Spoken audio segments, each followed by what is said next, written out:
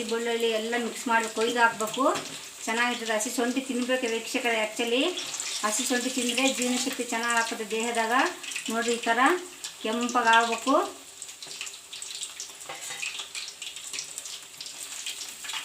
ನೋಡಿರಿ ಈ ಥರ ಉಂಡೆ ಮಾಡ್ಕೊಂಡು ತಿನ್ನಿರಿ ವಾರಕ್ಕೊಂದ್ಸಲ. ಬೆಳ್ಳುಳ್ಳಿ, ಶುಂಠಿ, ಕೊತ್ತಂಬರಿ ಇವೆಲ್ಲ ದೇಹಕ್ಕೆ ಜೀರ್ಣಶಕ್ತಿ ಚೆನ್ನಾಗಾಗುತ್ತೆ. ಇದರಲ್ಲಿ ಎಲ್ಲ ಪ್ರೋಬಯೋಟಿಕ್ ಇರುತ್ತೆ.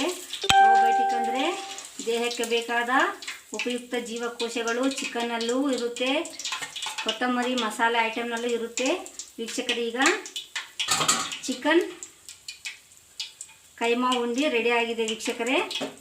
ಇದು ಚಪಾತಿ ಜೊತೆ ಸವಿಯಲು ಸಿದ್ಧವಾಗಿದೆ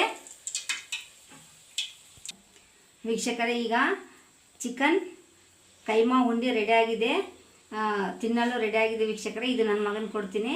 ಚಪಾತಿ ಜೊತೆ ಮತ್ತು ರೊಟ್ಟಿ ಜೊತೆ ಸವಿಬೋದು ವೀಕ್ಷಕರೇ.